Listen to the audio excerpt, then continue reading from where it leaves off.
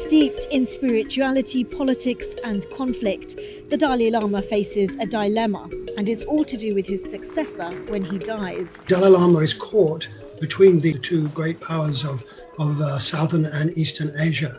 He's renowned for his non-violent commitment to freeing Tibet. We seeking genuine autonomy, not seeking independence. And his sense of humour. But who actually is the Dalai Lama?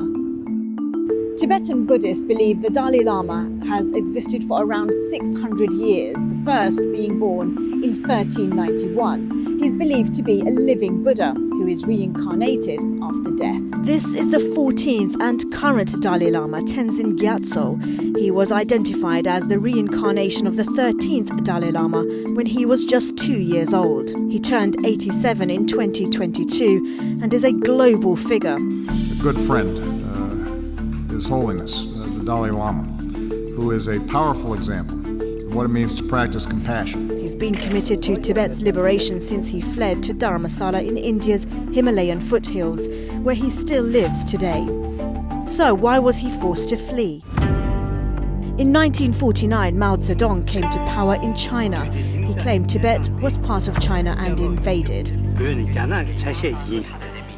The Tibetans eventually surrendered and were forced to accept China's sovereignty. The Dalai Lama, aged just 15, along with about 80,000 other Tibetans, fled to India, where they and their descendants have been ever since. The Chinese view the Dalai Lama as someone very dangerous because of his international connections, his credibility as a religious leader. But they also view Buddhism and all religions now as dangerous.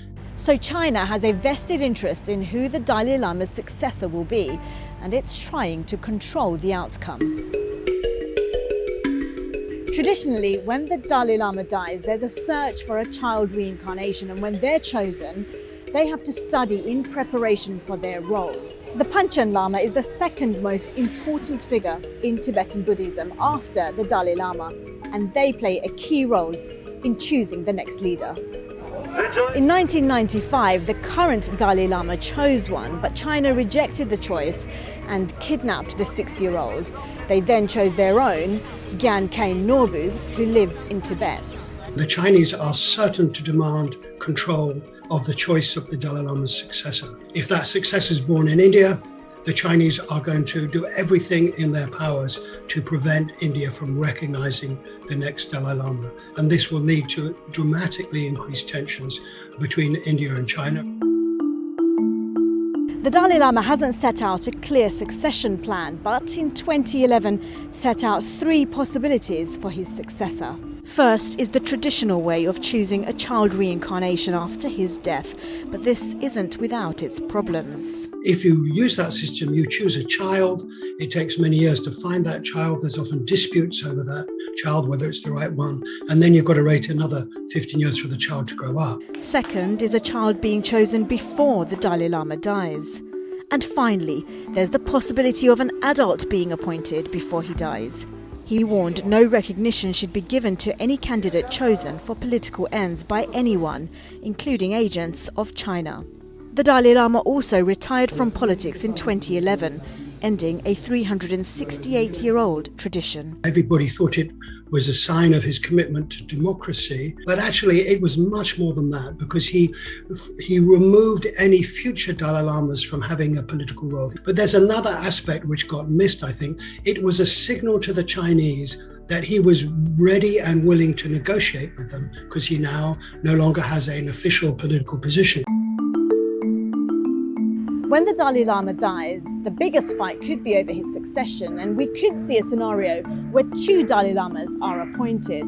The Chinese will say that only they have the right to choose the next Dalai Lama, and the exiles will almost certainly choose their own successor to the Dalai Lama. Then there's the scenario where Tibet could be locked down. The Chinese are already preparing they already have cadres in every village in Tibet, and they are opening police stations in every village. And finally, there's the question of the exiled Tibetan government in Dharamsala, and whether India will still want to host the exiles after the Dalai Lama has died. We're looking at a very high-stakes gamble that the Dalai Lama is playing, has been trying to play for the last 30 years, which is to offer to negotiate with the Chinese in the hope that they will take a moderate view and give some concessions to his demand for more cultural religious autonomy in Tibet. Whether he can get that agreement from them before he dies, it looks very unlikely. There's no signs of Chinese concession. China is getting more aggressive internally as well as externally. But still, the Dalai Lama is hoping that might happen.